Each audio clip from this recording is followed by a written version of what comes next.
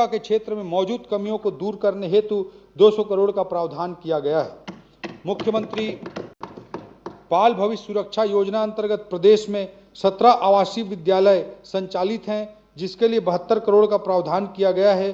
साथ ही बीजापुर में प्रयास विद्यालय प्रारंभ करने हेतु प्रावधान इस बजट में विशेष रूप से किया गया है। विशेष पिछड़ी जनजातियों के लिए कोरबा जिले में आवासीय विद्यालय निर्माण के लिए 5 करोड़, तब बालक क्रीड़ा परिसर के निर्माण हेतु 10 करोड़ का प्रावधान कोरबा के लिए किया गया है। एक प्रयास विद्यालय, एक क्रीड़ा परिसर, 22 अनुसूचित जनजाति प्री मैट्रिक एवं पोस्ट मैट्रिक बालक बालिका छात्रावास भवनों के निर्माण हेतु 75 करोड़ रुपए का अतिरिक्त प्रावधान किया गया है। सभापति महोदय, हमारी सरकार ने इस वर्ष जनजातीय संस्कृति को देश दुनिया तक पहुंचाने के लिए एक नई पहल के रूप में जनजातीय सुरगुड़ी स्टूडियो की शुरुआत करने का निर्णय लिया है। इसके लिए भी बजटीय प्रावधान किया गया है।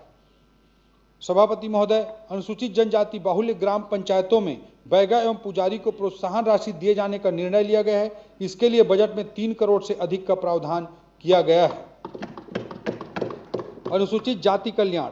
सभापति महोदय, अनुसूचित जाति कल्याण विभाग को व्यवस्थित, सक्षम एवं क्रियाशील बनाने हेतु विभागाध्यक्ष कार्यालय का सेटअप बजट में प्रावधानित किया जा रहा है। सभापति महोदय, विगत 2 वर्षों में माननीय मुख्यमंत्री जी द्वारा कई सतनाम भवन एवं समाज हेतु सामुदायिक भवनों की स्वीकृति प्रदान की गई है, जिसमें प्रमुख रूप से भंडारपुरी में गुरुद्वारा मोतीमाल हेतु 17 करोड़, ग्राम मुंगेली में सतनाम भवन के पुनरुद्धार हेतु 25 लाख, ग्राम श्वेतगंगा में सामुदायिक भवन निर्माण हेतु 50 लाख, सतनाम भवन भिलाई में डोम निर्माण हेतु 50 लाख, ग्राम भंडारपुरी में डोम निर्माण हेतु 1 करोड़, रायपुर में समाज के भवन हेतु 1 करोड़, मड़वा में सतनाम धर्मशाला हेतु 50 लाख शामिल है। इसके अलावा गिरौदपुरी मेला हेतु वार्षिक 25 लाख आवंटन को बढ़ाकर 50 लाख किया जाना भी शामिल है। इसी कड़ी में माननीय मुख्यमंत्री जी की घोषणा अनुरूप आगामी वर्ष से बाबा गुरु घासीदास जयंती कार्यक्रम हेतु ग्राम लालपुर थाना में 15 लाख, ग्राम श्वेतगंगा में 10 लाख, भिलाई में 10 लाख, भंडारपुरी मेला हेतु 20 लाख का प्रदाय किया जाएगा। इसके साथ ही अनुसूचित जाति वर्ग के लोगों के कल्याण एवं विकास के लिए हमने 4 अनुसूचित जाति प्री मैट्रिक एवं पोस्ट मैट्रिक बालक बालिका छात्रावास, 1 क्रीड़ा परिसर तथा 1 प्रयास विद्यालय के भवन निर्माण हेतु 50 करोड़ का प्रावधान किया है। गुरु तीर्थ गिरौदपुरी गुरु तीर्थ पिछड़ा वर्ग के भी देख लेते साहब, 52% है नमूमन। धैर्य रख, धैर्य। गुरु तीर्थ गिरौदपुरी एवं भंडारपुरी के उड्डयन के लिए 5 करोड़ 60 लाख का प्रावधान किया गया है। माननीय मुख्यमंत्री जी की घोषणा रूप बजट में अनुसूचित जाति विकास प्राधिकरण की राशि को 50 करोड़ से बढ़ाकर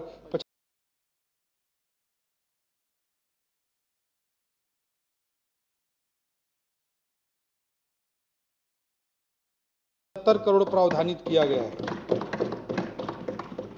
अन्य पिछड़ा वर्ग कल्याण। सभापति महोदय, अन्य पिछड़ा वर्ग विभाग को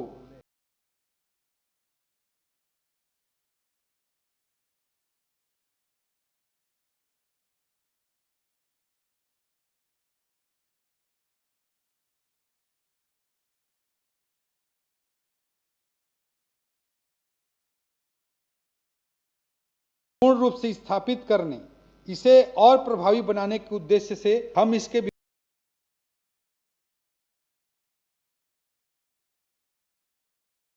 विभागाध्यक्ष कार्यालय हेतु पदों का प्रावधान कर रहे हैं। विगत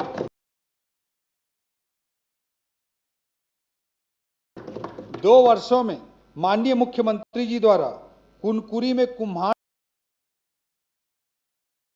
समाज हेतु मंगल भवन, फरसा बहार में मंगल भवन, बलौद में सेन समाज भवन, कुनकुरी में भवन, बगीचा में यादव समाज के वृंदावन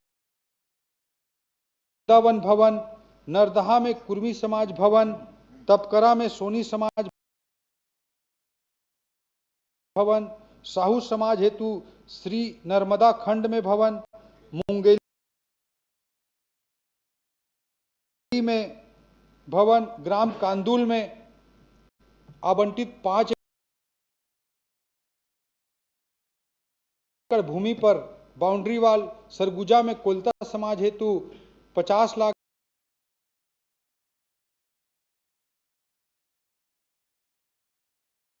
इत्यादि अनेक भवनों की स्वीकृति प्रदान की गई है। सभापति महोदय,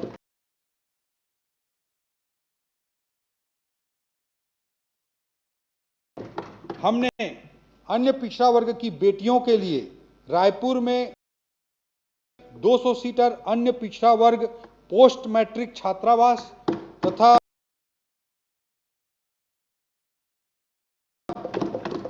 मनेंद्रगढ़ एवं रायगढ़ में 100 सीटर अन्य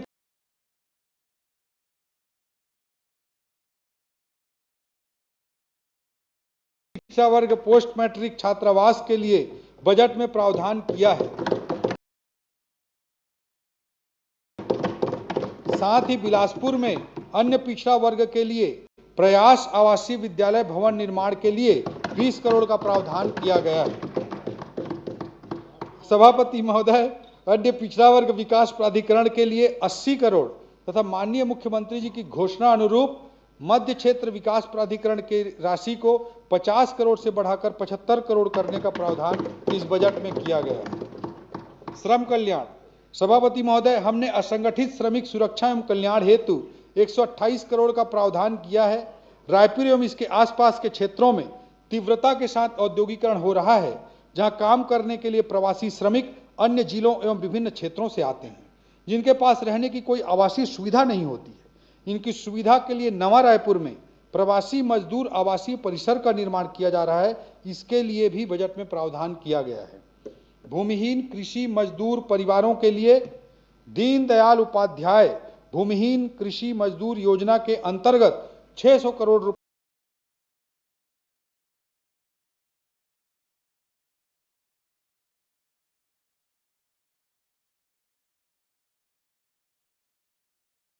का बजटीय प्रावधान किया गया है। सभापति महोदय,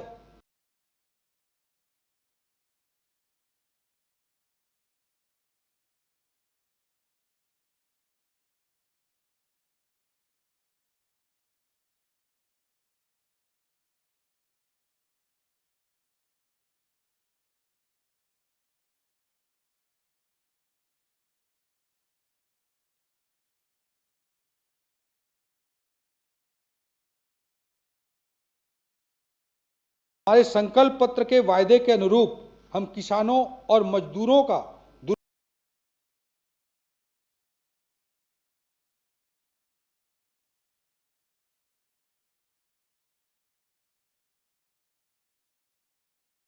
घटना बीमा भी कराएंगे। इसके लिए भी इस बजट में प्रावधान लाया गया है।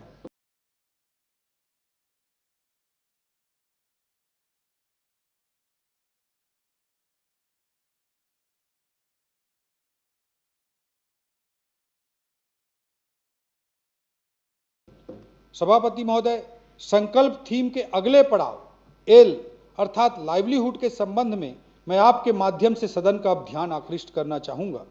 आधुनिक युग में आजीविका न केवल जीवन यापन का एक माध्यम है, बल्कि लोगों के आत्मसम्मान, पहचान और अपनी आकांक्षाओं की पूर्ति का एक साधन है। छत्तीसगढ़ की बड़ी आबादी प्रत्यक्ष अथवा अप्रत्यक्ष रूप से कृषि, उद्यानिकी, पशुपालन, मत्स्य पालन, ग्रामोद्योग, लघु वनोपज इत्यादि से जुड़ी हुई है। कृषि, कुटीर उद्योग, हस्तशिल्प जैसे क्षेत्र हमारे राज्य में लाइवलीहुड के मजबूत आधार बने, इसके लिए इनके विस्तार की कार्य योजना बनाई गई है। कृषि, सभापति महोदय, छत्तीसगढ़ के समावेशी एवं सर्वांगीण विकास तथा खुशहाली का रास्ता खेतों से, खलिहानों से, मेड़ों से, नहरों से और तालाबों से होकर किसानों के घर तक पहुंचता है। छत्तीसगढ़ में कृषि एक व्यवसाय नहीं, बल्कि हमारी संस्कृति है, हमारी पहचान है और ग्रामीण अर्थव्यवस्था की नींव है। सभापति महोदय, हमने खरीफ सीजन 2014 और 2015 के धान उत्पादन प्रोत्साहन योजना की 3,716 करोड़ की बकाया राशि किसानों को देकर अपना वादा निभाया। साथ हमने मोदी की गारंटी अंतर्गत अन्नदाताओं से प्रति एकड़ 21 क्विंटल 3100 रुपये प्रति क्विंटल की दर से धान की खरीदी सुनिश्चित करने के लिए कृषक उन्नति योजना प्रारंभ की है। वो समर्पण खरीफ कराए थे, सीजन चाहे वो 2025-26 में 142 लाख मीट्रिक टन धान की खरीदी को मिलाते हुए बोलिए साहब जी खरीफ सीजन 2025-26 में 142 लाख मीट्रिक टन धान की खरीदी को मिलाते हुए हमने पिछले 3 खरीफ सीजन में ऐतिहासिक 437 लाख मीट्रिक टन धान की ऐतिहासिक खरीदी की है, जिससे किसानों के खाते में लगभग 1,40,000 करोड़ रुपए से अधिक का भुगतान संभव हो रहा है। फसल विविधीकरण को प्रोत्साहित करने के लिए दलहन, तिलहन, मक्का, कोदो कुटकी, रागी और कपास जैसे फसलों को भी कृषक उन्नति योजना में शामिल किया गया है। कृषक उन्नति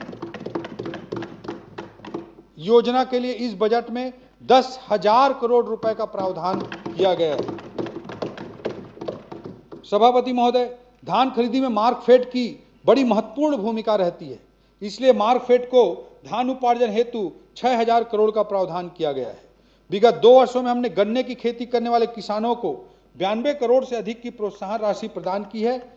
इसके लिए 60 करोड़ का अतिरिक्त प्रावधान किया गया है। सभापति महोदय, प्रदेश में national mission on natural farming के लिए 40 crore, national mission on Audible oil के लिए 90 करोड़, मिशन के लिए 100 करोड़ का प्रावधान किया गया है। इन योजनाओं के माध्यम से प्रदेश में प्राकृतिक खेती को प्रोत्साहन मिलने के साथ साथ कृषि आधारित उद्योग स्थापित होंगे, जिससे रोजगार के नए अवसर भी सृजित होंगे। सभापति महोदय, हमारे किसान भाइयों को कृषि पंपों के लिए निःशुल्क विद्युत प्रदाय करने हेतु 5,500 करोड़ रुपए का प्रावधान किया गया है। उद्यानिकी, सभापति महोदय, हमारी सरकार ने खाद्य तेल के उत्पादन को बढ़ावा देने के लिए ऑयल पाम की खेती करने वाले कृषकों को केंद्र सरकार द्वारा प्रदान किए जा रहे अनुदान के अतिरिक्त टॉप अप प्रदान करने का निर्णय लिया है। इसके लिए बजट में 150 करोड़ रुपए का प्रावधान किया गया है। राज्य के उत्तरी पठारी क्षेत्र मैनपाट, शंकरगढ़, कुसमी तथा बगीचा में आलू की खेती करने वाले किसानों को प्रोत्साहित करने के लिए आलू प्रदर्शन विकास योजना भी प्रारंभ की गई है। इसके लिए भी बजटीय प्रावधान किया गया है।